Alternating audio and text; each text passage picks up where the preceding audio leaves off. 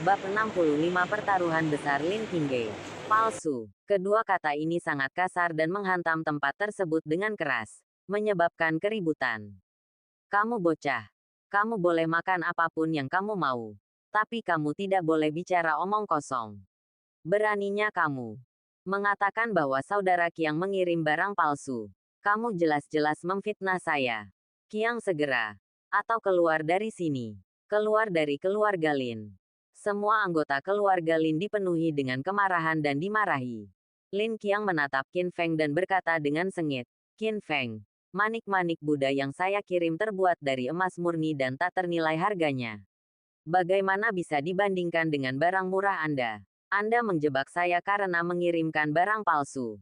Jika tidak berikan penjelasan hari ini, aku harus mengulitimu." Hah, Qin Feng mencibir. Tidak rendah hati atau sombong. Dan berkata dengan bangga, "Tuan Xuanku adalah seorang biksu dan memperlakukan uang seperti tanah. Jadi bagaimana dia bisa menggunakan emas seperti ini? Menumbuhkan sesuatu dengan patina untuk membuat senjata ajaib. Manik-manik yang kuberikan padamu mungkin terlihat tidak mencolok di luar, tapi sebenarnya terbuat dari kayu gelap berumur ribuan tahun. Juga dikenal sebagai kayu suci oriental. Ini memiliki efek menenangkan pikiran dan digunakan secara eksklusif oleh keluarga kerajaan di zaman kuno. Setengah persegi kayu hitam bernilai lebih dari sekotak harta karun. Terlebih lagi, bahkan penampilan cantik dari manik-manik palsu yang Anda berikan pun palsu." Pada akhirnya, Qin Feng menyambar Chuan Chun. Manik-manik Buddha emas hancur ke tanah. Bang, manik-manik itu jatuh ke tanah. Dan lapisan emas di luarnya jatuh satu demi satu, memperlihatkan bentuk aslinya. Ada emas dan batu giok di luar, tapi serat di dalam. Melihat pemandangan ini, semua orang di keluarga Lin tercengang dan tidak bisa berkata-kata. Wajah Lin Qiang pucat dan dia berkeringat banyak. Tampak seperti seorang pencuri dengan hati nurani yang bersalah. Faktanya, dia menemukan seseorang untuk memalsukan manik-manik, yang harganya hanya beberapa ribu yuan. Hanya untuk membodohi wanita tua itu. Tanpa diduga, dia diekspos oleh Qin Feng di depan umum dan langsung menjadi badut. Tetapi tidak mungkin bagi Lin Qiang untuk mengakuinya.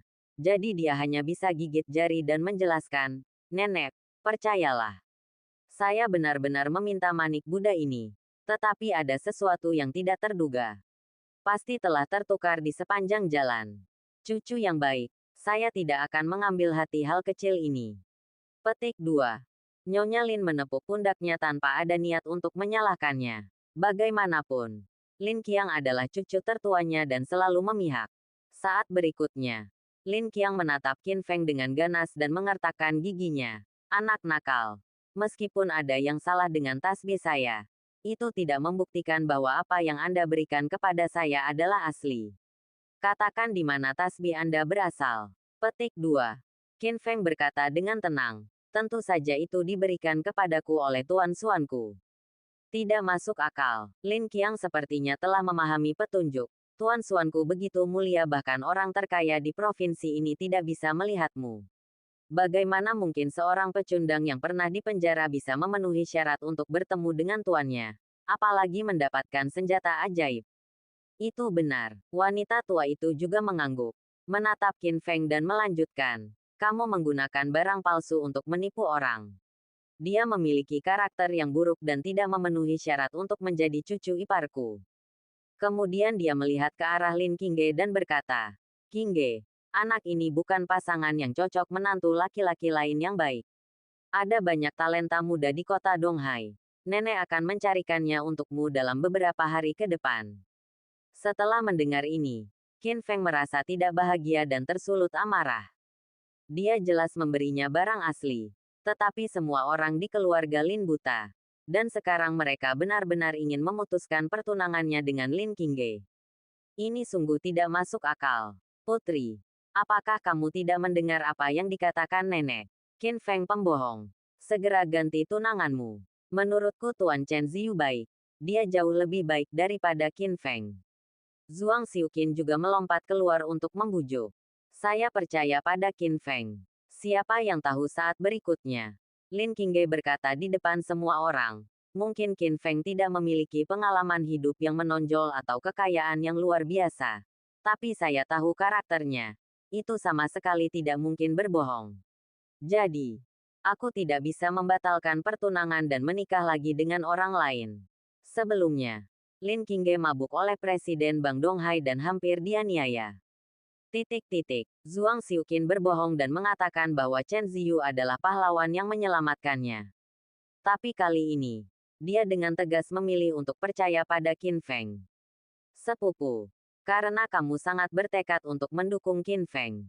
Lalu jika tasbih ini palsu, bagaimana kalau kamu menyerahkan posisi presiden perusahaan kepadaku? Lin Qiang dengan sengaja memprovokasi. Matanya menyala karena ketidakpedulian. Ambisi yang tertutup. Oke, aku berani bertaruh. Tetapi jika Qin Feng tidak berbohong, kamu harus meminta maaf padanya dan mengakui statusnya dalam keluarga. Lin Qingge berkata dengan keras kepala. Tidak masalah. Lin Qiang langsung setuju dan tersenyum aneh. Seolah-olah dia telah mencapai semacam konspirasi. Saat ini, Zhuang Xiuqin sangat cemas. Putri, apakah kamu gila? Kamu benar-benar mempertaruhkan posisimu sebagai CEO untuk Qin Feng. Dia sia-sia.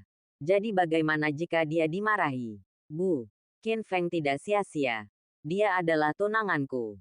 Tidak peduli apa, aku percaya padanya. Lin Qingge tampak keras kepala dan tidak akan menoleh ke belakang selama dia percaya pada sesuatu. Tidak ada keraguan bahwa ini adalah pertaruhan besar baginya. Qin Feng merasakan hatinya dan sangat tersentuh. Dia memegang tangannya dan berkata, Qingge, karena kamu telah mempertaruhkan segalanya padaku, bagaimana aku bisa membiarkanmu kalah? Giliranmu untuk membuktikan bahwa tasbih ini nyata. Jika kamu tidak bisa membuktikannya, sepupuku harus menyerahkan jabatan presiden. Hahaha, desak Lin Qiang. Tapi dalam hatinya sepertinya hal yang pasti menang. Lagi pula, mencoba membuktikan bahwa manik-manik itu nyata sama sulitnya dengan mendaki ke langit. Dan itu adalah tugas yang hampir mustahil. Haha, tiba-tiba, Qin Feng tersenyum bercanda dan bertanya, kamu belum pernah melihat Tuan Xuanku. Tapi kamu harus tahu seperti apa dia, kan? Tentu saja, Guru Xuanku adalah seorang biksu suci Buddha. Ada potret dirinya di luar kuil Baimazen. Dan video ceramahnya juga beredar luas di internet. Itu mudah. Hari ini, saya membiarkan Anda melihat Guru Xuanku dengan mata kepala sendiri. Bukankah ini cukup bukti? Qin Feng bertanya sebagai balasannya. Apa? Lin Qiang terkejut saat mendengar ini. Dan hatinya bergetar. Mungkinkah, bisakah Qin Feng mengundang Guru Xuanku? Yang berada ribuan mil jauhnya. Dari kuil Baima ke keluarga Lin. Tidak, benar-benar mustahil. Saat berikutnya, di bawah sorotan, Qin Feng mengeluarkan ponselnya dan melakukan panggilan video. Bip, bip, bip. Beberapa detik kemudian, panggilan tersambung. Di layar ponsel, seorang biksu tua yang mengenakan jubah dan harta karun muncul. Temperamennya yang seperti dunia lain membuat orang ingin memujanya. Melihat penampilannya dengan jelas, semua orang di keluarga Lin yang hadir tercengang dan takjub. Ya Tuhan, ini benar-benar Tuan Xuanku. Bukankah karena aku terpesona? Siapa yang bisa mencubitku? Bab 66 penuhi janjinya. Semua orang di keluarga Lin kagum dan menunjukkan ekspresi tidak percaya. Tidak, ini palsu. Itu pasti gambar yang dibuat oleh komputer. Qin Feng, seorang pembohong, tahu bagaimana melakukan hal-hal jahat ini. Lin Qiang berkata dengan gigi terkatup. Namun, saat berikutnya, wajahnya ditampar oleh kecepatan cahaya. Saya melihat Guru Xuanku di layar, mengatupkan tangannya dan berkata, Amitabha. Donor Qin, saya sudah lama tidak bertemu Anda. Mengapa Anda punya waktu untuk menghubungi biksu malang ini hari ini? Guru Xuanku, apa kabar yang kamu lakukan baru-baru ini? Qin Feng tersenyum dan bertukar salam. Donor Qin, terima kasih atas berkah Anda. Kesehatan saya semakin membaik dari hari ke hari. Dan gejala saya tidak pernah kambuh lagi. Untuk berterima kasih padaku, apakah kamu memberiku manik Buddha yang menyala? Terbuat dari kayu gelap berusia ribuan tahun. Qin Feng berbicara lagi. Benar, Donor Qin. Jika Anda masih menginginkan manik-manik Buddha, Tanyakan saja. Sebanyak yang Anda mau. Sikap Guru Suanku sangat sopan. Bagaimanapun, kebaikan yang menyelamatkan nyawa Qin Feng tidak dapat dibalas hanya dengan beberapa manik-manik Buddha. Dari ngomong-ngomong, nenek tunanganku adalah penganut Buddha.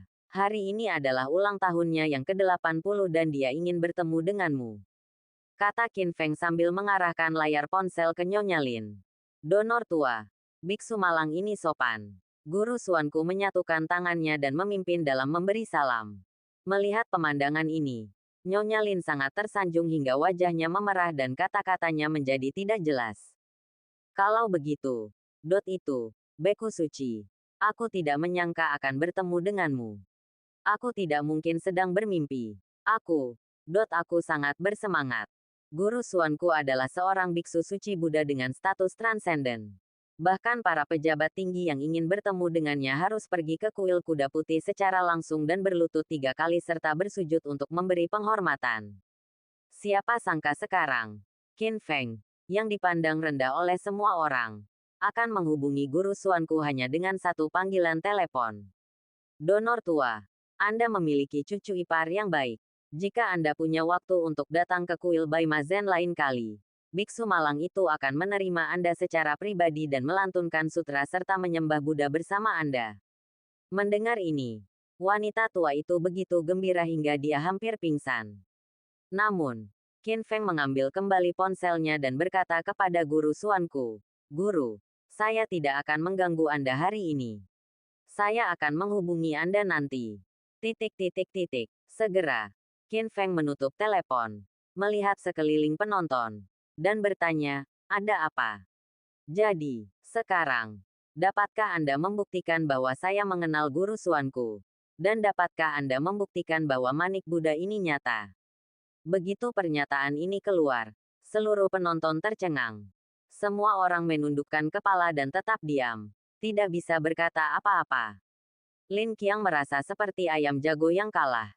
Tetapi dia harus mengakui dalam hatinya bahwa gambar tadi bukanlah gambar gabungan, tetapi master sebenarnya dari Suanku. Qin Feng, kamu, bagaimana kamu bisa mengenal Tuan Suanku? Wanita tua itu tidak bisa menahan diri untuk tidak bertanya, dan bahkan berspekulasi di dalam hatinya. Bukankah Qin Feng sia-sia? Apakah dia memiliki identitas khusus? Tuan Suanku pernah jatuh sakit parah dan sekarat. Saya menyelamatkannya, Qin Feng menjelaskan. Jadi begitu, semua orang di keluarga Lin tiba-tiba menyadari. Qin Feng, kamu benar-benar tidak mengecewakanku. Lin Qingge berjalan mendekat, berinisiatif untuk memegang tangannya, dan menghela nafas lega. Lagi pula, barusan, dia mempertaruhkan posisinya sebagai presiden, dan untungnya dia benar. Sesuai kesepakatan, saya telah membuktikan keaslian manik-manik itu. Sekarang giliran Lin Qiang yang meminta maaf kepada saya dan Qingge, kan? Qin Feng tiba-tiba menatap Lin Qiang. Matanya seperti obor, dan nadanya sangat keras. Lin Qiang, bagaimanapun, tampak tidak senang dan berkata, Qin Feng, apa yang kamu lakukan? Kamu masih muda. Kamu tidak tahu keterampilan medis yang baik. Kamu jelas cukup beruntung untuk menyelamatkan Tuan Suanku. Saya adalah putra tertua dari keluarga Lin, dan Anda hanyalah menantu orang asing. Ada perbedaan status yang sangat besar. Jika Anda ingin saya menundukkan kepala dan meminta maaf, lakukanlah di kehidupan selanjutnya. Pada saat ini, Nyonya Lin juga setengah menyipitkan matanya dan berkata, itu semua sebagai sebuah keluarga. Tidak perlu terlalu serius dengan masalah sepele ini. Mari kita lupakan taruhan sebelumnya. Mengatur posisi wakil presiden untuk Xiao Qiang di perusahaan. Dia adalah cucu dari keluarga Lin. Jadi, bagaimana dia bisa memiliki status setinggi itu? Dibandingkan dengan menantu asing, bukankah warisan keluarga Lin kita yang berumur seabad jatuh ke tangan orang luar? Mendengar ini, Lin Qingge mengepalkan tangannya, menangis dengan marah. Wanita tua itu selalu menyukai laki-laki daripada perempuan dan menyayangi Lin Qiang. Justru karena pendukung inilah Lin Qiang mengembangkan karakter arogan, mendominasi, dan bertindak sembarangan di perusahaan. Tapi Lin Qingge tidak menyangka wanita tua itu akan begitu memihak Lin Qiang hari ini. Dan dia bahkan tidak ingin menunjukkan wajahnya. Saat ini, dia menahan nafas di dalam hatinya. Meskipun dia berselisih dengan neneknya, dia tetap menginginkan keadilan. Tanpa diduga, Qin Feng adalah orang pertama yang berbicara pada saat berikutnya. Para biksu tidak berbohong. Nyonya tua, karena Anda tidak menepati janji dan menjadi gemuk karena mengingkari janji, itu berarti Anda tidak memiliki hubungan dengan Buddha. Saya tidak akan merekomendasikan guru suanku kepada Anda. Manik Buddha ini kembalilah juga.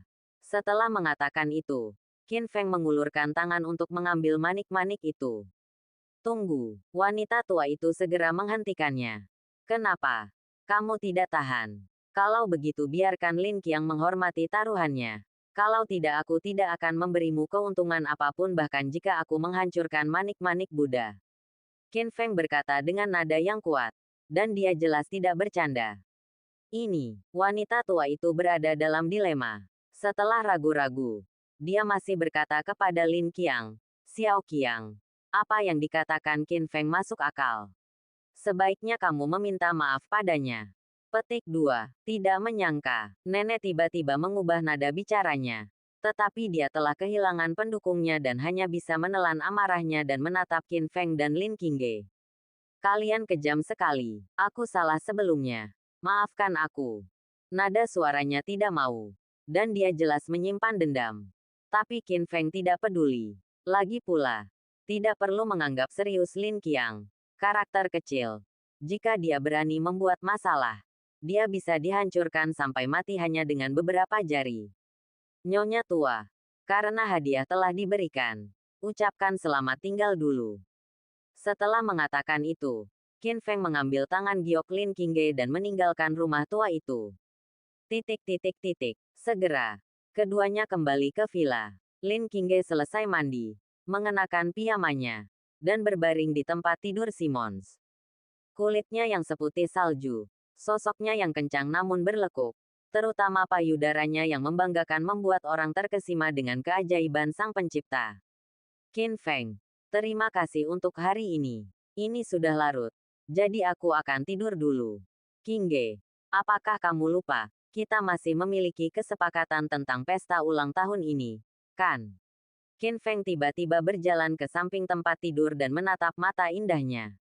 Aku belum lupa. Ayo. Wajah cantik Lin Qingge langsung tertutup awan merah. Dan rusa kecil itu terbentur. Sangat pemalu. Dia telah berjanji sebelumnya bahwa jika Qin Feng memberi wanita tua itu hadiah yang memuaskan wanita tua itu, dia akan membiarkannya tidur di tempat tidur. Oke. Kalau begitu aku di sini. Qin Feng tidak sabar dan langsung naik ke tempat tidur, mencium aroma keperawanan. Setelah sekian lama, dia akhirnya mencapai tujuannya untuk tidur bersama. Saat berikutnya, bukannya menghindar, Lin Qingge memeluk lehernya dan membuat gerakan mendidih darah. Babak 67, Putra Tertua Keluarga Han. Lin Qingge menutup matanya dan tidak tahu dari mana dia mendapatkan keberanian berinisiatif untuk mencium Qin Feng dengan bibir merah mudanya.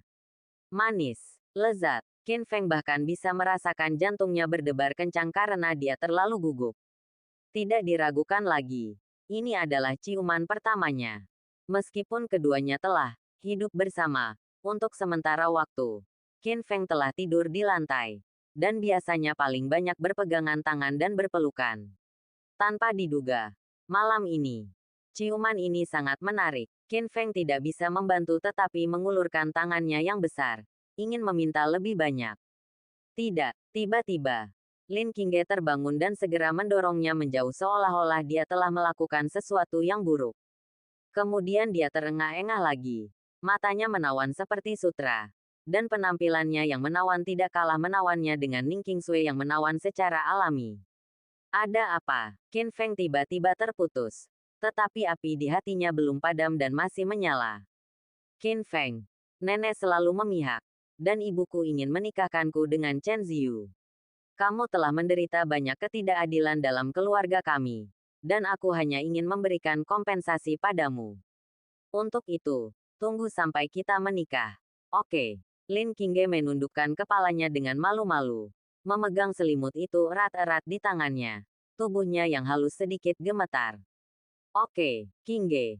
Aku tidak akan memaksamu. Qin Feng akhirnya mempertahankan rasionalitasnya. Menarik tangannya dan berbaring di sampingnya. Pertama-tama, ini masih lama. Jadi tidak perlu terburu-buru untuk malam ini. Kedua, bisa tidur di ranjang yang sama sekarang merupakan kemajuan besar. Terima kasih. Lin Qingge menghela nafas lega, tersenyum manis, dan menyandarkan kepalanya di dadanya. Bahkan, ia juga memiliki beberapa pemikiran kecil. Pria tidak akan menyukai hal-hal yang terlalu mudah didapat. Awalnya, Lin Qingge sangat percaya diri. Tetapi dia lebih memilih sahabatnya Ning Qingsui. Dia juga tampaknya menyukai Qin Feng. Dan bahkan membuat taruhan konyol dengannya untuk mencuri seorang pria darinya. Dari segi penampilan, Ning Qingsui sama menawannya dengan dia. Dan dari segi latar belakang keluarga, dia adalah putri tertua dari keluarga Ning di ibu kota kekaisaran. Jauh lebih mulia darinya. Hal ini memberi Lin Qingge perasaan krisis yang belum pernah terjadi sebelumnya. Dan dia tidak ingin Qin Feng meninggalkannya. Malam itu, Lin Qingge tidur nyenyak. Tetapi Qin Feng menderita insomnia. Lagi pula, dengan aroma hangat nefrite di pelukannya, dia bertahan dengan ketekunan sepanjang malam dan tidak tahan melakukan kesalahan apapun. Keesokan paginya, Lin Qingge berganti menjadi rok profesional. Dengan kakinya yang panjang dibalut stoking hitam. Dan sepasang sepatu hak tinggi bermulut ikan berwarna perak 8 cm. Kembali ke penampilannya yang biasa sebagai CEO wanita. Ayo bekerja sama. Lin Qingge menyalakan Porsche 911 dan mengantarkan Qin Feng ke Lin Group. Sesampainya di perusahaan, mereka naik lift dan menuju ke lantai masing-masing. Saat ini, Qin Feng tidak hanya wakil kapten tim keamanan, tetapi juga manajer departemen bisnis. Semua bisnis besar dan kecil di perusahaan harus disetujui olehnya sibuk. Ding ding ding. Menjelang tengah hari, Lin Qingge tiba-tiba menghubunginya melalui telepon internal. Dengan nada yang sangat mendesak, Qin Feng, segera pergi ke ruang konferensi. Ada sesuatu yang sangat penting. Dia sangat cemas sehingga dia tidak berani mengabaikannya dan segera bergegas. Beberapa menit kemudian, semua eksekutif senior grup Lin tiba di ruang konferensi besar. Lin Qingge sedang duduk di tengah, dengan ekspresi serius di wajahnya, seolah-olah dia sedang dalam masalah besar. Zhou Tianrui, sebaliknya, memimpin lebih dari selusin penjaga keamanan untuk menjaga pintu. Seolah-olah dia sedang menghadapi musuh yang tangguh dan siap. Presiden, apa yang terjadi? Qin Feng masuk ke ruang konferensi, memperhatikan ketegangan di atmosfer, dan mau tidak mau bertanya. Saya baru saja menerima kabar bahwa Han Pengfei, putra tertua dari keluarga Han, ingin memperoleh tanah di lereng Bukit Barat dan sedang dalam perjalanan. Apa? Jantung Qin Feng berdetak kencang. Apa yang seharusnya datang akan datang. Taipan Real Estate yang Wanshan telah mengingatkannya sebelumnya bahwa Xishanpo dipilih sebagai zona pengembangan ekonomi oleh provinsi tersebut. Dan harga tanah melonjak 10 kali lipat, menjadikannya titik panas. Keluarga Han, pemimpin dari 4 keluarga kaya, telah mengincar tanah itu dan mengamatinya dengan penuh semangat. Keluarga Han tidak mudah untuk dihadapi. Mereka menguasai separuh dunia bawah tanah di Laut Cina Timur dan memiliki ribuan preman. Han Pengfei ini bahkan dikenal sebagai serigala Laut Cina Timur.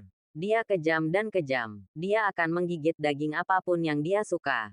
Dia telah membuat banyak pengusaha menemui jalan buntu. Meskipun keluarga Lin adalah keluarga kaya di kota Donghai, mereka tidak ingin menyinggung keluarga Han.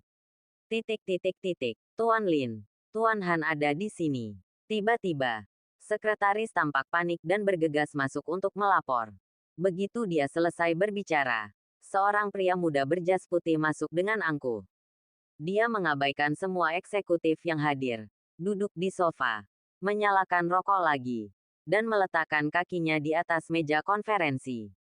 Sombong dan sangat sombong, Lin Qingge mengerutkan kening dan berkata, Tuan Han, ini adalah ruang konferensi grup Lin saya. Mohon hormat. Han Pengfei meliriknya dengan jijik dan meniupkan lingkaran asap. Jika seorang wanita menjadi presiden, akankah grup Lin tidak punya siapa-siapa lagi? Atau, laki-laki di keluarga Lin semuanya adalah orang-orang lemah yang tak punya otak? Kamu, wajah Lin Qingge berubah marah. Dia pucat pasi. Dan dadanya terasa sakit, naik turun. Namun para eksekutif lain yang hadir begitu ketakutan dengan kengerian keluarga Han sehingga mereka semua menundukkan kepala dan bahkan tidak berani kentut. Tendang. Pada saat ini, Qin Feng tiba-tiba berdiri. Gerakannya begitu besar sehingga langsung menarik perhatian penonton. Saya manajer Departemen Proyek Lin Group, Qin Feng. Petik 2. Tuan Han. Untuk masalah kecil seperti akuisisi si Shanshan, Tuan Lin tidak perlu melapor. Bicara saja dengan saya. Titik. Begitu pernyataan ini keluar, banyak eksekutif senior merasa bahwa Qin Feng hanyalah orang bodoh. Dan dia tergila-gila ingin menjadi pusat perhatian. Dan dia mungkin akan terbunuh. Oh, Han Pengfei mengangkat alisnya, memandang Qin Feng dari atas ke bawah, dan tersenyum jahat. Wah, kamu punya keberanian. Tapi sebagai manajer departemen, bisakah kamu membuat keputusan? Jika tidak, keluar dari sini. Implikasinya adalah Qin Feng tidak layak sejajar dengannya.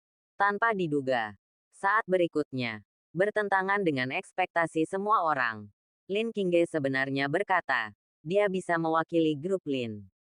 Bagaimanapun, Qin Feng mendapatkan tanah di lereng Bukit Barat untuk keluarga Lin. Dan tentu saja dia akan dihukum, kekuatan itu.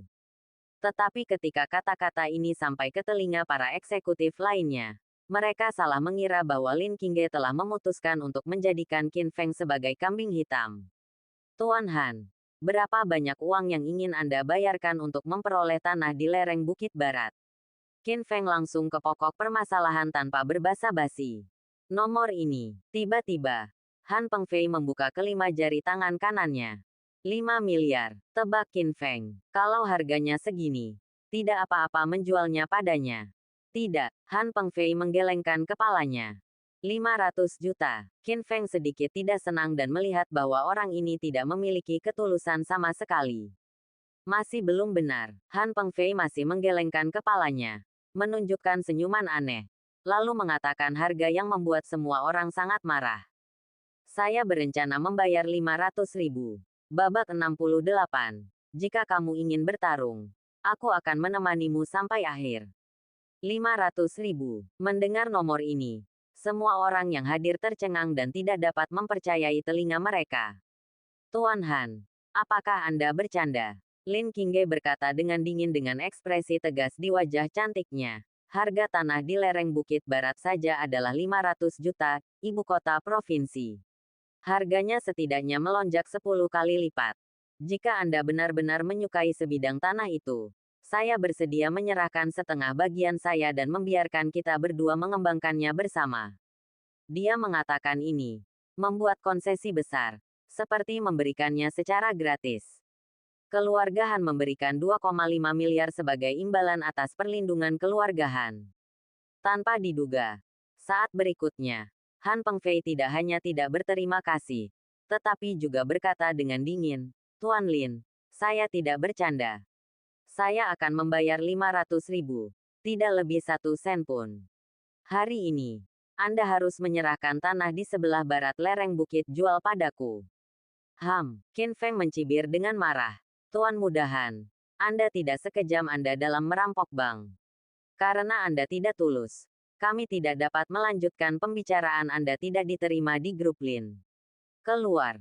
Setelah mengatakan itu, Qin Feng membuka pintu ruang konferensi dan mengeluarkan perintah untuk mengusir para tamu. Namun, Han Pengfei masih duduk di sofa, sedikit mengangkat kepalanya, dengan cahaya dingin yang menakutkan berkedip di matanya. Ada pepatah lama, seseorang tidak bersalah, tetapi dia bersalah karena memiliki harta karun. Kamu, grup Lin, cukup beruntung mendapatkan tanah di lereng Bukit Barat. Tetapi kamu tidak bisa pertahankan kekayaan yang luar biasa ini.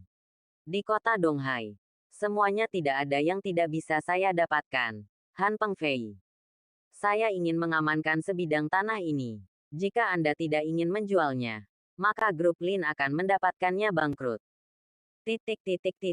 Sama sekali tidak ada kata-kata yang tersirat. Ancaman tersembunyi.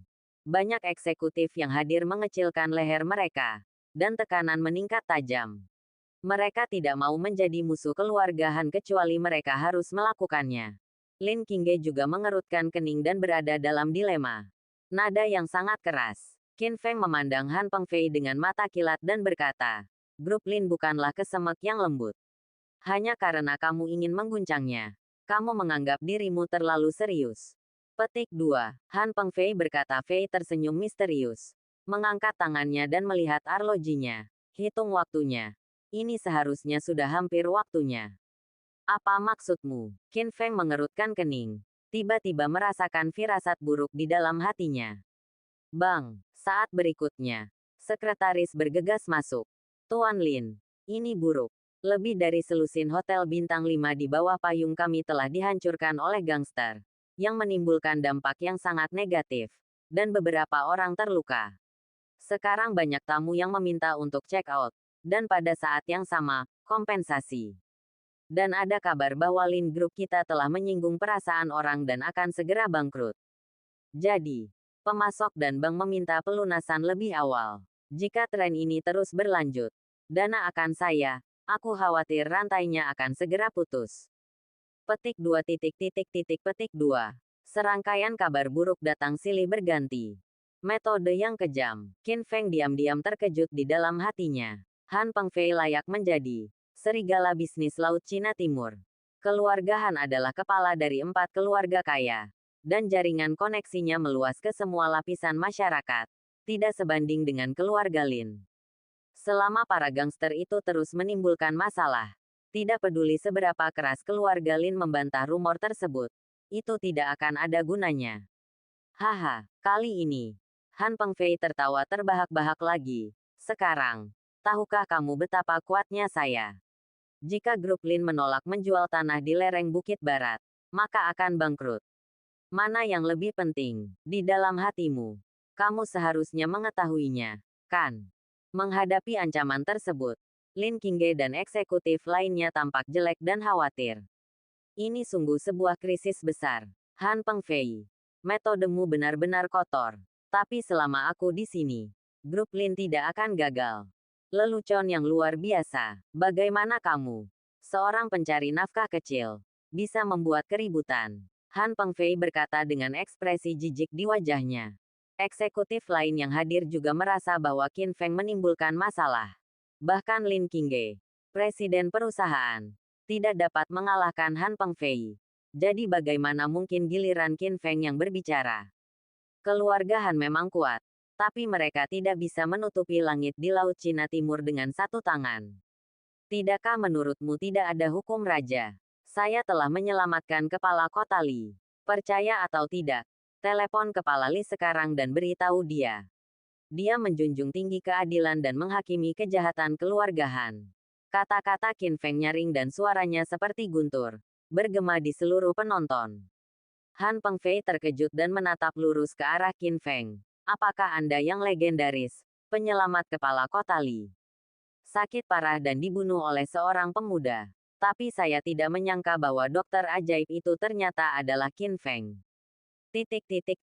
Apa? Qin Feng juga memiliki keterampilan medis. Selama dia datang ke wali kota Li, keluarga Han tidak akan berani main-main. Bagus. Grup Lin kita bisa diselamatkan. Berdiskusi satu demi satu. Mereka sangat gembira. Kapten keamanan Zhou Tianrui juga terkejut. Dia tidak menyangka Qin Feng memiliki kemampuan seperti itu.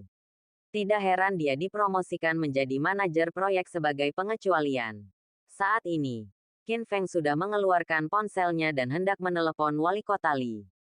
Tunggu, Han Pengfei melihat bahwa situasinya tidak baik, dan segera menghentikannya. Nak, meskipun aku menyerah hari ini, tanah di lereng Bukit Barat akan menjadi sepotong lemak, dan akan ada kekuatan lain yang mengambil alih, menyukainya, dan bahkan bos besar dari ibu kota provinsi.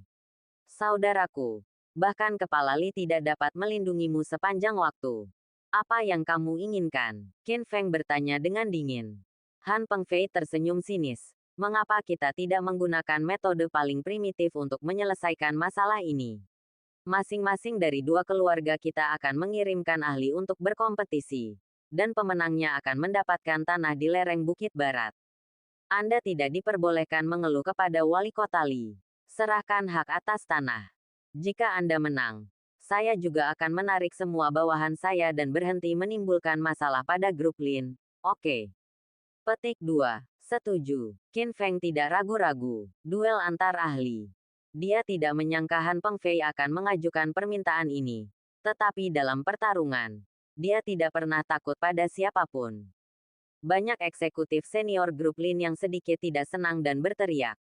Qin Feng, mengapa Anda membuat keputusan atas nama grup Lin? Jika Anda kalah, dapatkah Anda memikul tanggung jawab? Berapa banyak orang yang terlibat di dalamnya ini? Sebuah proyek bernilai miliaran dolar.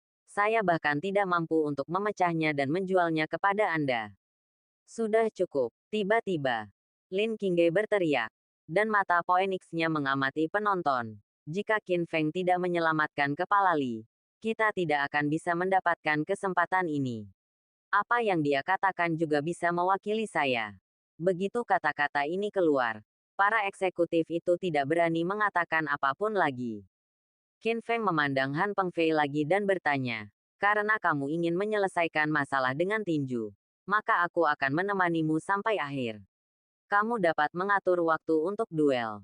Kata-kata ini sangat mendominasi dan percaya diri.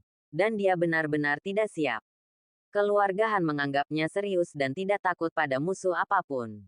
Lebih baik memilih hari daripada melakukannya. Ayo lakukan sekarang. Han Pengfei tersenyum sinis. Seolah-olah dia telah mencapai suatu konspirasi. Berbalik dan berteriak keluar. Raja Elang, tolong ambil tindakan. Babak 69. Grandmaster setengah langkah. Begitu dia selesai berbicara, seorang lelaki tua berjubah abu-abu masuk keluar pintu. Dia tampak berusia 70-an atau 80-an. Dengan sosok kuyu dan penampilan tua. Dia tidak terlihat seperti seorang master. Hahaha, Tuan Mudahan. Yang disebut pembantumu sebenarnya adalah orang tua yang jahat. Jika nanti dia dipukuli sampai mati, dia tidak akan bergantung pada grup Lin kita, kan?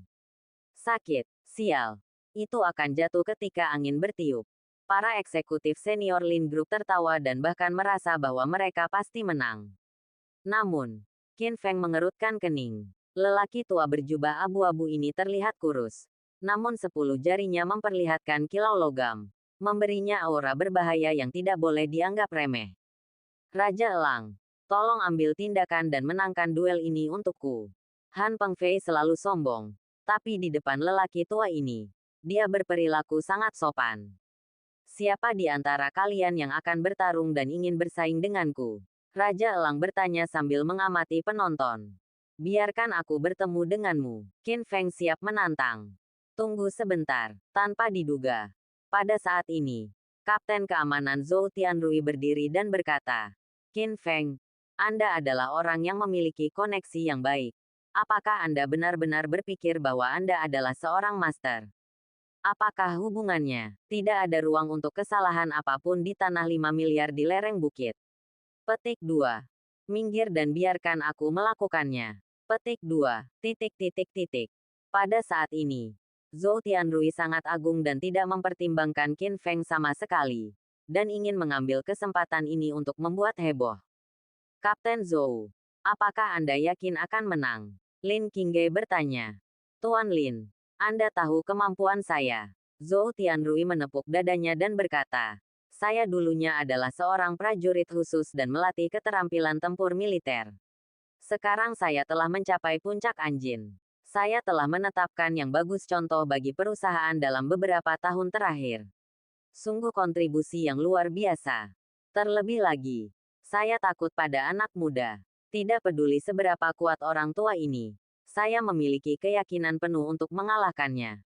Lin Qingge berpikir sejenak dan berkata, oke, ayo kita lakukan.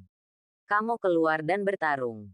Begitu dia mengetahui kekuatan Zhou Tianrui, dia memang salah satu yang terbaik dari 100. Kedua, Sekarang dia menyukai Qin Feng dan tidak ingin membiarkan Qin Feng membahayakan dirinya sendiri. Omong-omong, Tuan Lin, akhir-akhir ini saya sedikit gugup. Apakah menurut Anda, Zhou Tianrui membuat permintaan itu tanpa malu-malu? Jika kamu memenangkan pertempuran ini, kamu akan diberi hadiah 5 juta. Terima kasih, Tuan Lin. Dihadapkan pada hadiah yang sangat besar, Zhou Tianrui sangat bersemangat hingga dia merasa seperti sedang terburu-buru. Pada saat ini, Raja Elang tiba-tiba menatapnya dan berkata, "Bayi kecil, kamu baru saja berkata bahwa kamu ingin menghajarku hingga jatuh dan menemukan gigiku." Petik 2. Benar, ekspresi bangga di wajahnya. Orang tua, separuh tubuhmu akan segera dikuburkan. Mengapa kamu di sini untuk bertarung? Aku akan memberimu nasihat. Segera menyerah. Jika tidak maka tidak akan ada gunanya bagimu dilumpuhkan olehku. Ini pertama kalinya aku berada di dunia selama beberapa dekade. Seseorang berani berbicara kepadaku seperti itu. Ayolah. Aku ingin melihat bagaimana kamu bisa melumpuhkanku. Orang tua, kamu mencari kematianmu sendiri. Jadi jangan salahkan aku karena bersikap kasar. Zhou Tianrui menerkam dan bergegas menuju Raja Elang. Dia berusia awal 30-an. Di puncak kekuatan fisik dan darahnya. Dan pukulannya secepat kilat. Bahkan meninggalkan bayangan di udara. Yang sangat mempesona. Raja Elang tidak melawan. Tapi bergerak ke kiri dan ke kanan. Menghindar maju mundur. Segera. Raja Elang terpaksa terpojok dan tampaknya berada dalam posisi yang dirugikan. Tidak, tiba-tiba. Qin Feng, yang berada di antara penonton, menggelengkan kepalanya dan berkata, Zhou Tianrui terlalu meremehkan musuh. Dia kehabisan energi segera setelah dia muncul. Jika dia tidak menggunakan 3 gerakan, dia pasti akan kalah. Begitu dia selesai berbicara, para eksekutif senior Lin Group saling memandang dengan marah dan memarahinya berulang kali. Qin Feng, kamu berasal dari siapa? Kamu bukan agen rahasia dari keluarga Han, kan? Kapten Zhou jelas-jelas menekan lawan untuk memukulnya. Tapi mengapa dia hampir kalah ketika dia masuk ke mulutmu? Petik 2. Manajer Qin, Anda tidak dapat berbicara. Diam. Tidak ada yang akan menganggap Anda bodoh. Petik 2. Menghadapi pertanyaan semua orang, Qin Feng mengangkat bahu dan tidak menjelaskan apapun. Namun, saat berikutnya, situasi pertempuran berubah secara mengejutkan. Raja Elang, yang terpaksa terpojok, tiba-tiba tersenyum sinis. Bayi kecil, pemanasan sudah selesai. Izinkan saya menunjukkan kekuatan saya yang sebenarnya. Begitu dia selesai berbicara, sikap Raja Elang berubah drastis. Seperti jika dia adalah orang yang berbeda. Momentum mengerikan itu melonjak ke segala arah seperti air pasang. Dia melambaikan 10 jarinya dan meraih bahu Zhou Tianrui seperti kilat. Tidak, Zhou Tianrui ingin menghindar. Tapi sudah terlambat. Retak, klik, dalam sekejap. Bahu Zhou Tianrui hancur. Dan lengannya terkulai lemah. Namun, Raja Elang belum menyerah. Jari-jarinya yang tajam seperti pisau dan dia meraih dada Zhou Tianrui lagi dengan gerakan yang ganas. Fang fang fang fang. Detik berikutnya. Ada lebih dari selusin luka sedalam tulang di dada Zhou Tianrui. Berlumuran darah. Kemudian dia menjatuhkan diri. Jatuh ke dalam genangan darah. Dan pingsan. Melihat pemandangan ini, semua orang di grup Lin menghirup udara. Ngeri dan ngeri. Mereka tidak pernah menyangka bahwa, seperti prediksi Qin Feng, Zhou Tianrui benar-benar dikalahkan dan tidak memiliki kekuatan untuk melawan. Metode pihak lain terlalu kejam dan membuat orang mati rasa. Raja Elang mendengus dingin dan berkata dengan bangga, saya telah berlatih teknik cakar elang selama beberapa dekade. Dengan pukulan biasa, saya dapat menembus batu emas yang retak dan mengeluarkan isi perut saya. Puncak dari Anjin, seorang master. Tapi saya adalah master setengah langkah. Dan kekuatan saya sangat berbeda. Mendengar ini, Lin Qingge mengerutkan kening dan tidak bisa menahan diri untuk tidak bertanya. Master setengah langkah, apa artinya ini maksudnya? Di sebelahnya, Qin Feng menjelaskan kepadanya. Bidang seni bela diri dibagi menjadi Mingjin, Dark Jin dan Hua Jin. Ming Jin melatih otot, tulang, dan kulit, menjadikannya lebih kuat dan lebih cepat daripada orang biasa. Jin kegelapan berlatih ini semua tentang organ dalam, dan Anda dapat mengalahkan lusinannya dengan satu orang. Mengubah energi, melatih semangat energi. Alam ini juga dikenal sebagai master, dan memiliki banyak kekuatan magis, seperti melindungi tubuh dengan energi dan menangkap angin sebagai pedang. Berjalan di atas air. Tapi jumlah Grandmaster terlalu sedikit.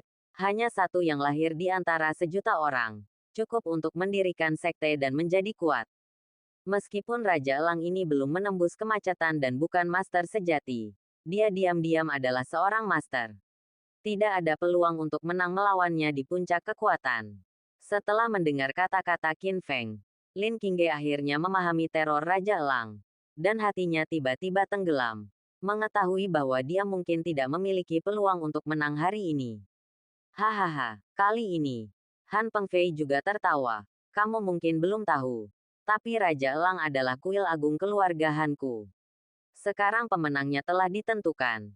Lin Qingge, mohon dengan patuh serahkan tanah itu akta di lereng Bukit Barat, serahkan. Hei, Tuan Han. Saya akan membiarkan seseorang memberikan akta tanah itu kepada Anda. Lin Qingge menghela nafas bukan lawan Han Pengfei. Tunggu, pada saat kritis ini, Qin Feng berdiri lagi, memandang Han Pengfei dari kejauhan dan berkata, duel belum berakhir, siapa bilang keluarga Han menang? Bab 70 bertaruhlah pada hidupmu. Mendengar ini, Han Pengfei tiba-tiba menjadi tidak senang, memelototi Qin Feng dan berkata, Nak, apa maksudmu? Apakah kamu mencoba menipu? Aku seharusnya menjadi orang yang bermain dalam duel ini. Tapi orang ini Zhou Tianrui terpilih. Jika Anda dirampok, itu tidak masuk hitungan. Qin Feng menjelaskan. Aku sudah memenangkan gelar tanah. Jadi kenapa repot-repot bertarung lagi? Terlebih lagi, kamu tidak akan menjadi lawan Raja Elang. Itu hanya buang-buang waktu saja. Satu gerakan. Tiba-tiba, Qin Feng mengulurkan jarinya. Aku bisa mengalahkan Raja Elang hanya dengan satu gerakan. Kalau tidak aku akan dianggap pecundang. Aku akan membunuh atau memenggal kepalamu sesukamu. Bagaimana dengan itu? Kata-kata ini dia sangat mendominasi dan menunjukkan kepercayaan diri yang tak tertandingi. Tetapi kerumunan itu meledak. Apakah kamu bercanda? Kapten Zhou baru saja dipukuli sampai mati dan dikirim untuk diselamatkan. Beraninya Qin Feng mati. Dia bahkan mengancam akan mengalahkan Raja Elang dengan satu gerakan. Gila ini benar-benar gila. Banyak eksekutif grup Lin semuanya menunjukkan ekspresi tidak percaya. Lagi pula, harapan untuk menang terlalu tipis. Dan Qin Feng bahkan mempertaruhkan nyawanya sendiri. Jika dia tidak bisa mengalahkan Raja Elang dengan satu gerakan, maka menurut taruhannya, Han Pengfei dapat memutuskan hidup atau mati sesuka hati. Tidak, Lin Qingge juga cemas dan segera menghentikannya. Qin Feng, sebagai presiden, saya memerintahkan Anda untuk tidak berpartisipasi dalam duel ini. Apakah Anda mendengarnya? Jangan khawatir, dia hanya master setengah langkah. Apa hebatnya dia? Satu gerakan sudah cukup untuk mengalahkannya. Kurang ajar, Han Pengfei memarahi dengan marah. Akhirnya terangsang. Kamu bajingan. Karena jika kamu mencari kematian seperti ini, aku akan bertaruh denganmu atas akta tanah senilai 5 miliar ini. Siksa dia secara perlahan dan gunakan segala jenis penyiksaan untuk membuatnya tidak dapat bertahan atau mati. Di akhir kalimat, wajah Han Pengfei penuh dengan ekspresi ketakutan, keganasannya. Ekspresinya seperti hantu. Menyeramkan. Oke, Raja Elang mengangguk. Lalu menatap Qin Feng dengan mata tuanya. Dan berkata dengan suara serak, bahkan seorang master sejati pun tidak yakin bisa mengalahkanku dengan satu gerakan. Menjatuhkanku seperti ini, biarkan kamu membayar harganya dengan darah. Tanda seru. Begitu dia selesai berbicara, Raja Elang mengambil inisiatif. Merobek udara dengan 10 jari tajam dan meraih dada Qin Feng. Elang menyerang 9 surga. Gerakan ini cepat, akurat, dan sangat kuat. Ini adalah kartu trufnya dan dapat menghancurkan hati Qin Feng dalam sekali jalan. Di bawah sorotan, Qin Feng masih berdiri di sana. Tidak mengelak atau bersembunyi. dan tampak ketakutan. Titik titik titik. Sudah berakhir. Lari. Bahkan jika kamu tidak mati kali ini, kamu akan terluka parah. Hati semua orang melayang di udara. Dan mereka berkeringat untuk Qin Feng. Lin Qingge bahkan menutup matanya. Tidak ingin menyaksikan tragedi berikutnya. Pada saat kritis. Haha. Qin Feng tiba-tiba menunjukkan senyuman misterius. Mengangkat tangan kanannya. Dan menyerang ke depan. Pukulan ini ringan dan lembut. Dan sepertinya tidak memiliki kekuatan. Sangat kontras dengan pukulan Raja Elang. Seperti jangkrik yang mengguncang pohon. Bang! Saat berikutnya, tinju dan cakar bertabrakan. Dan suara keras yang memekakkan telinga terjadi. Tapi itu di luar dugaan semua orang. Ah! Raja Elang menjerit. Dan jari-jarinya yang tajam langsung hancur. Seluruh sosoknya seperti layang-layang yang talinya putus. Dan terbang lebih dari 10 meter sebelum menabrak dinding. Kemudian, dia terjatuh ke tanah. Kepalanya miring dan dia pingsan. Tidak tahu apakah dia masih hidup atau sudah mati. Tapi Qin Feng masih berdiri di sana. Perlahan menarik tinjunya dan berdiri dengan tangan di belakang punggung. Dengan mudah. Penampilannya yang tenang dan lembut semudah menepis lalat sampai mati. Satu pukulan dan kalahkan musuh. Ya Tuhan! Apa yang terjadi barusan? Apakah karena aku terpesona? Qin Feng menjatuhkan Raja Elang dengan pukulan biasa. Bukankah Raja Elang adalah master setengah langkah? Betapa menakutkannya Qin Feng menjadi. Kekuatan. Semua orang tercengang. Mata mereka membelalak. Seolah-olah mereka melihat hantu. Jika Raja Elang tidak menggunakan metode kejam untuk melumpuhkan Zhou Tianrui sekarang, mereka mungkin akan meragukan apakah Raja Elang itu lemah. Hebat, Lin Qingge juga sangat bersemangat. Dan batu besar di hatinya akhirnya jatuh ke tanah. Tapi yang membuatnya bahagia bukanlah Qin Feng memenangkan kembali akta tanahnya. Tapi Qin Feng baik-baik saja. Ini, bagaimana ini mungkin? Pada saat ini, Han Pengfei tampak mengenakan topeng kesakitan. Wajahnya lebih jelek daripada setelah makan kotoran. Dia tidak pernah menyangka bahwa percandian besar keluarga akan begitu rentan di depan Qin Feng. Tuan Han, maafkan saya. Saya tidak mengontrol kekuatan saya sekarang dan melumpuhkan orang tua ini. Jika dia segera dikirim ke rumah sakit, dia masih bisa menyelamatkan nyawanya. Kata Qin Feng sambil tersenyum. Kamu bocah. Kamu kejam. Aku akan mengaku kalah hari ini. Han Pengfei berkata dengan wajah cemberut. Dia mengambil Raja Elang dan berjalan keluar dari ruang konferensi. Tunggu sebentar, Tuan Han. Saya khawatir Anda telah melupakan sesuatu. Qin Feng melintas dan berdiri di depannya. Apa maksudmu? Han Pengfei bertanya. Qin Feng memandangnya dengan dingin dan berkata, Anda menggunakan metode tercela dan kotor untuk menghancurkan pengoperasian hotel keluarga Lin, yang menyebabkan dampak negatif yang sangat besar. Sekarang, segera tarik para gangster itu dan ganti rugi atas kerugian hotel keluarga Lin. Petik 2. Ini, Han Pengfei memutar matanya dan ragu-ragu. Saya tidak memiliki keputusan akhir tentang masalah ini sendirian. Saya harus kembali dan mendiskusikannya dengan ayah saya sebelum saya dapat memanggil pasukan kembali. Aku kembali dulu. Satu perjalanan. Ini jelas merupakan taktik menunda. Sengaja menunda. Bang, tiba-tiba. Qin Feng meninju pipi Han Pengfei dan membentur dinding di belakangnya dengan keras. Dinding keras itu langsung runtuh dan jatuh ke tanah. Ini menunjukkan betapa menakutkannya pukulan ini. Qin Feng menatap Han Pengfei dengan tatapan tajam di matanya. Bajingan, jangan main-main denganku. Atau aku akan memukul kepalamu dengan pukulan berikutnya. Petik 2. Aku penasaran. Apakah temboknya yang lebih keras? Atau kepalamu? Titik. Cuma bercanda. Tidak, Qin Feng. Jangan impulsif.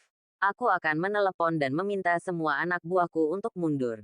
Han Pengfei ketakutan dan segera mengeluarkan ponselnya dan melakukan apa yang diperintahkan.